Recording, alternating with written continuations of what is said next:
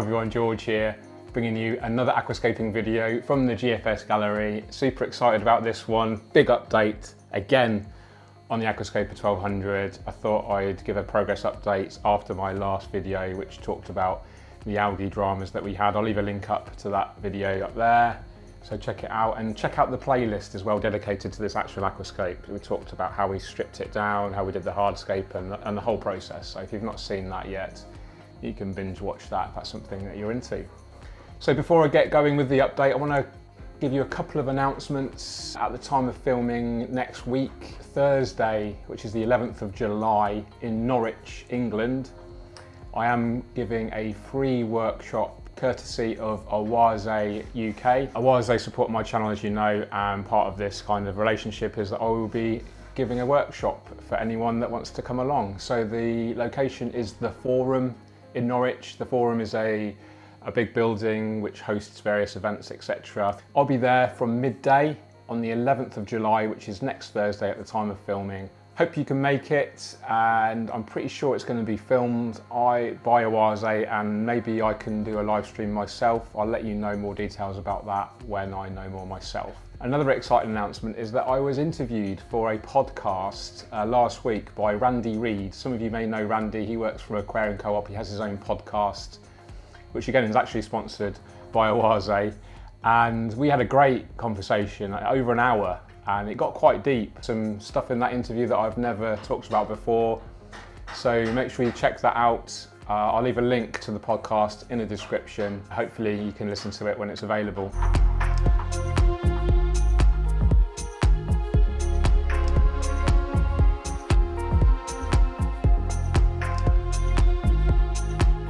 So as promised, a big update on the 1200, lots to tell you about.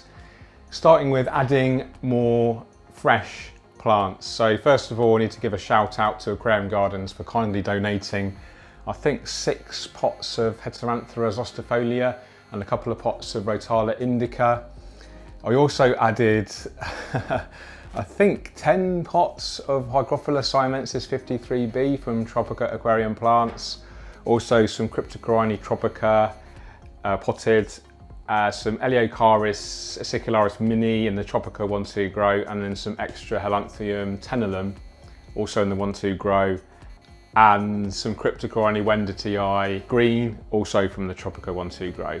And also a special plant here that you might just be able to see, I'll get a close-up of that in a moment, Cryptocorini pink panther from ADA. So this, I think it's also called Flamingo, which is supplied by Denelay, but quite hard to get hold of at the moment.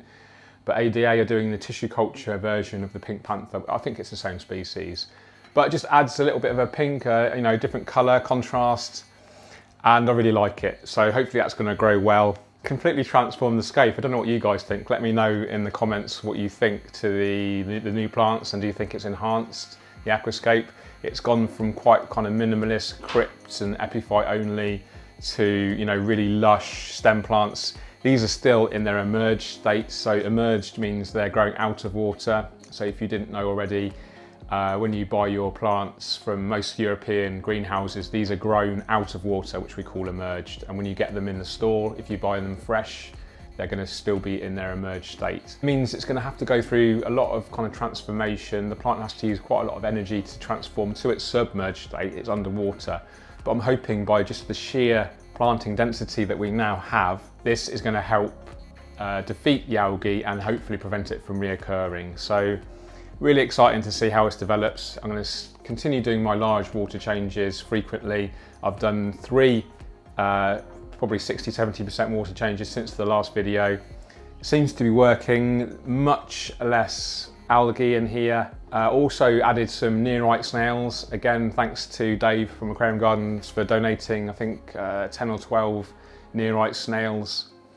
And they're doing a great job. They're pretty much staying on the rocks and cleaning all the algae off the rocks. I haven't touched the rocks with a toothbrush, which is great news. One of the disadvantages to nerite snails is that they can lay eggs which don't hatch. I think they need salt water to breed, but they lay these very, very stubborn white eggs in fresh water, and these can be quite tricky to remove. But in my opinion, my experience, I'd rather spend that effort removing a few white eggs than constantly brushing rocks for algae. So that's a trade-off I'm happy with. And let's just chat about algae in more detail. I think anyone that's had a planted aquarium will have experienced algae at some point. You know, whether you're a beginner or an experienced planted aquarium owner, hopefully, you know, you can learn something from this video, and if not, maybe share it with someone that can benefit from this experience.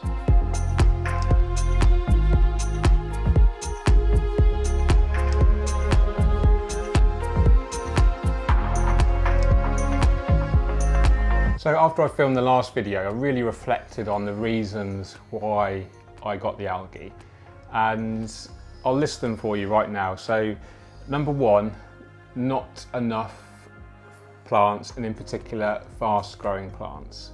So now we've addressed that by adding loads of stem plants, more carpeting plants, so that issue is addressed. The reason we need more plants is because if you think about algae and plants always in competition with each other, always kind of battling, the more plants we have and the healthier those plants are, the less algae we get. So in my case, absolutely nowhere near enough plants, and this combined with the second reason, brand new soil substrate which tends to leach a lot of nutrients, which is an algae trigger, and then too much light as well. So number three, too much light. 100%, I've been running the Twinstar 1200 on 100%, which was far too much light for the shade-loving crypts, Cenubius, ferns. They can grow with bright light, but in a new setup, like I said, with a brand new soil and not enough plant mass, algae is inevitable. And then I was away from home, so I wasn't keeping an eye on the aquarium, preventative maintenance wasn't carried out, and therefore we got the algae. So lots of reasons, and you know, lots of learning points, hopefully for you guys as well. So as well as adding the extra plants, we have added the nerite snails. There's also some Amano shrimp in there as well. I'll try and get some close-ups of those for you. I think I added 10 or so they're quite hard to find. The cherry shrimp are still in there, although they're nowhere near as good an algae eater as the Amano shrimp.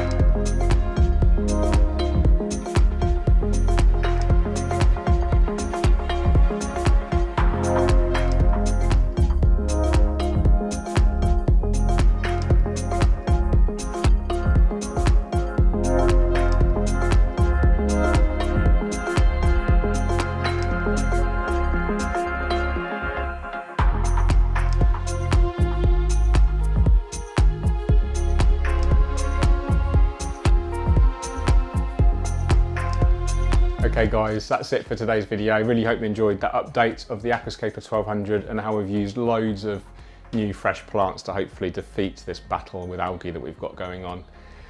I think it's going to look better as the weeks and months progress, as the escape evolves.